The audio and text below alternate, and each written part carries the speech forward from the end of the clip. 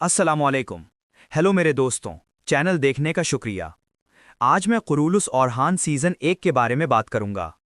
अस्सलाम वालेकुम नाज़रीन, इस एपिसोड की शुरुआत में हम देखते हैं सोगोत में फ्लावियोस परेशान होते हुए कहता है, एक मासूम फरिश्ता। उसके हाथ में तरियाक देखकर सिपाही पूछता है, जनाब क्या ये तरियाक है, क्या आप उसे बचाएंगे? इसलिए में उन्हें बाहर से आवाजें सुनाई देती हैं, जल्दी से उन्हें ढूंढो। ये सुन के सिपाही फ्लावियोस से कहता है, जनाब हमें निकलना होगा, अगर हम अभी नहीं निकले तो हमारी जान खतरे में पड़ जाएगी। फ्लावियोस फातिमा की वजह से बहुत परेशान होता है। उधर अलाउद्दीन और शहनशाह घोड़ों के पास पहुंचते हैं। शहनशाह अलाउद्दीन से पूछता है, हम किस सोने से महसूलात अदा करेंगे? तो अलाउद्दीन कहता है, सरदार का काम खुफिया है शहनशाह साहब। शहनशाह पूछता है, क्या ये हमसे भी खुफिया राज है? तो अलाउद्दीन कहता है, ऐसा लगता है कि ये खुफिया है शहनशाह साहब। ये सुन के शहनशाह औची को देखते हुए गुस्से से कहता है, चलो औची बे चलो। चौलपान औची को रोकते हुए कहती है, बाबा होशियार रहें। तो औची कहता है, फिक्र मत करो मेरी बेटी। फिर चौलपान अलाउद्दीन को घोड़े पर सवार होता हुआ देखकर कहती है, आपका सफर महफूज रहे अलाउद्दीन साहब। अलाउद्दीन उसका शुक्रिया अदा करता है और चला जाता है। दूसरी तरफ फ्लावियोस छुपते छुपाते आगे बढ़ रहा होता है कि उसकी नजर फातिमा पे पड़ती है। फातिमा आगे बढ़ी रही होती है कि उसे तकलीफ महसूस होती है और वो बैठ जाती है। ये देख के फ्लावियोस कहता है, जहर अपना असर दिखा रहा है। ये कहते साथ ही वो फातिमा की जानिब बढ़ने ही लगता है कि यगीद फातिमा के पास आता है। तो फ्लावियोस एकदम दीवार के पीछे हो जाता है। यगीद फातिमा से पूछता है, फातिमा खातून क्या आप ठीक हैं? फातिमा कहती है, मैं ठीक हूँ यगीद साहब, कुछ नहीं हुआ। फ्लावियोस गुस्से से कहता है, बेवकूफ आदमी निकलो। यगीद बाजियान से कहता है, बहनों जल्दी से नमकीन लस्सी बनाओ, शहद का शरबत जो भी बेहतर हो बनाओ। फातिमा कहती है, मैंने कहा ना कि मैं ठीक हूँ। तो यगीद कहता है, ठीक रहो, यकीनन हमेशा ठीक रहो। क्या पता मुझे अचानक तुम्हें ऐसी हालत में देखा तो।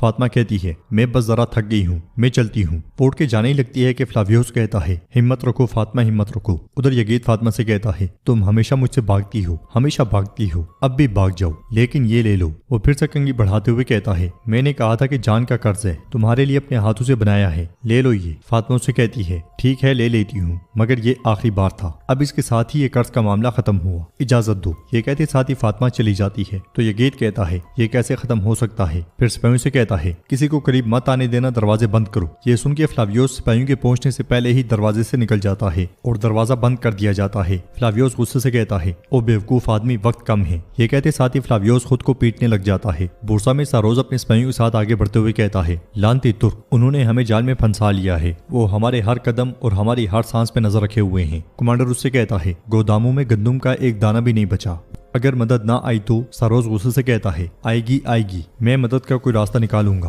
कमांडर कहता है, शायद फ्लावियोस हमारी निजात का जरिया बन जाए। तो सारोज कहता है, अगर फ्लावियोस का दिमाग और दिल हमारे साथ है तो मुझे डर है कि ये कहीं वो अपने बाप और भाई के इंतकाम के पीछे ना पड़ जाए। कमांडर कहता है, उम्मीद है ऐसा नहीं होगा, अवाम परेशान है, कुछ लोग तो हथियार डालने का सोचने लगे हैं। सारोज गुस्से से कहता है, हथियार डालने का? जलील कमीनों कुत्तों, हम बरसों से बोरसा के लिए लड़ रहे हैं, हथियार डालने की बात कहां से निकल आई? देखो मैग्नोस, उन्हें बता दो, अगर इस मामले के आखिर में मौत भी हो तब भी मैं बोरसा उनके हवाले नहीं करूंगा, मैं ओरहान से ये जंग नहीं हारूंगा। ये सुनते साथ ही मैग्नोस चला जाता है और सारोस कहता है, तुम किस जहन्नुम में हो फ्लावियोस, किस जहन्नुम में हो? इधर फ्लावियोस बहुत परेशान होता है और कहता है, मुझ पर तुम्हारी जान का कर्ज है, मैं उसे चुकाऊंगा फातिमा, हिम्मत रखो, हिम्मत रखो। ये कहते साथ ही फ्लावियोस सिपाहियों से छुपता हुआ एक दीवार चढ़ता है और वहां से एक कमरे में दाखिल हो जाता है। अंदर फातिमा की तबीयत बिगड़ रही होती है, वो चकराते हुए गिर जाती है। इसलिए में फ्लावियोस दरवाजा खोल के वहां दाखिल होता है। वो फातिमा के पास जाता है और उसे कहता है, फातिमा फातिमा उठो। फातिमा बिल्कुल निढाल होती है। वो उसे उठाता है और बिस्तर के साथ उसकी टेक लगा देता है। फिर तरियाक निकालते हुए कहता है, तुम बहुत ताकतवर खातून हो। ये कहते साथ ही वो उसे तरियाक पिला देता है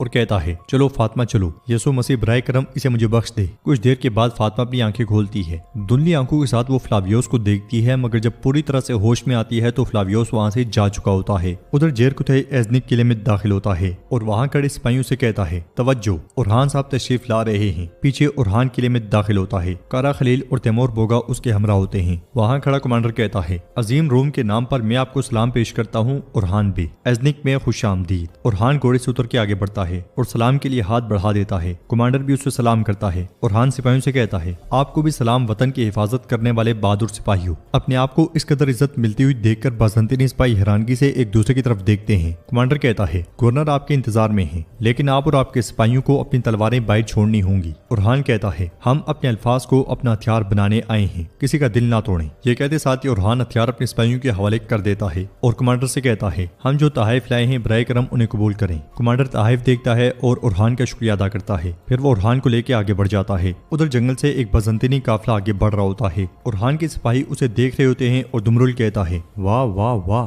मुझे मालूम नहीं था कि एज़निक बोरसा से ज्यादा मालदार है। जरा ये संदूक तो देखो। दुमरुल कहता है जरा इन नजरों को तो देखो, आंखें देखो, संदूक देखकर हैरत से फटी की फटी रह गई हैं। तुम जानते हो ना हम ये संदूक अपने लिए नहीं ले रहे। बलबान कहता है अरे यार मेरा सोने चांदी से कोई काम नहीं है। उन्हें बहस करते हुए देखकर अब्दुर्रहमान गुस्से से कहता है खामोश हो जाओ, हम यहाँ तफरी के लिए नहीं आए, अपने फर्ज पर ध्यान दो सिपाहियों, तैयार हो जाओ, वो करीब आ रहे हैं, तीरंदाजो। ये सुनते साथ ही तीरंदाज तैयार हो जाते हैं। काफिला जैसे ही करीब पहुंचता है अब्दुर्रहमान कुल्हाड़ी के वार से एक दरख्त उनके सामने गिरा देता है और उसके हुक्म पर सिपाही तीर बरसा देते हैं। तीरों की आड़ में आके बहुत से बजंतनी हलाक हो जाते हैं। बाकी बच जाने वालों पर तलवारों से चढ़ाई शुरू कर दी जाती है। अचानक के इस हमले से बसंतीनी कटते मरते चले जाते हैं। गाजर मूली की तरह उन्हें काटा जाता है और जल्द ही उनका सफाया कर दिया जाता है। उधर एज़निक में कमांडर जेरकुतै के साथ गवर्नर के कमरे में दाखिल होता है, जहाँ पे एज़निक के बहुत से लोग भी मौजूद होते हैं। जेरकुतै बुलंद आवाज से कहता है काइयों के सरदार, सरहदों के मुहाफिज, तमाम तुर्कमानों के रहनुमा गाजी उस्मान साहब के बेटे उरहान साहब। इसके साथ ही उरहान वहाँ दाखिल होता है और लोगों से कहता है सलामती हो आप पर एज़निक के लोगों और गवर्नर। तो गवर्नर कहता है हम आपको सुन रहे हैं उरहान बे। तो उरहान कहता है लगता है मेरी आमद से आप ज्यादा खुश नहीं हुए। गवर्नर कहता है बोरसा का मुहासरा करने वाला, वहाँ की आवाम को अंदर कैद करने वाला, उन्हें भूख और गुर्बत का शिकार करने वाला शख्स मुझसे कैसे इस्तकबाल की उम्मीद रखता है। उरहान कहता है दोस्ताना। गवर्नर आगे बढ़कर उसके पास आता है और कहता है दोस्ताना हाँ, हमने जब भी आप लोगों से दोस्ती की हमारे साथ क्या कुछ नहीं हुआ उरहान साहब। तो उरहान कहता है मशहूर तुर्क सूफी मौलाना रूमी फरमाते हैं जो गुजर गया वो कल था मेरी जान, आज कुछ नया कहने का वक्त है, मैं भी इसीलिए यहाँ आया हूँ। ए एज़निक के लोगों, जैसा कि आप जानते हैं हम बोरसा के साथ हालत जंग में हैं। हम बोरसा के साथ दोस्त थे फिर दुश्मन हो गए। क्यों? क्योंकि बोरसा के गवर्नर ने हमारे बढ़ाए हुए दोस्ती के हाथ को झटक दिया, हम पर हमले शुरू कर दिए, हमारे काफिलों को लूटा, उसने हमारे पास जंग के सिवा कोई रास्ता नहीं छोड़ा। गवर्नर कहता है उरहान बे ये कहानियां आप हमें क्यों सुना रहे हैं। उरहान कहता है मेरे लिए दोस्ती बहुत अहमियत रखती है, मैं इसीलिए यहाँ तक चल कर आया हूँ और अब मैंने फैसला किया है अब से आप मेरे दोस्त हैं। गवर्नर कहता है क्या आपने अकेले ही फैसला कर लिया है मेरी दोस्ती का।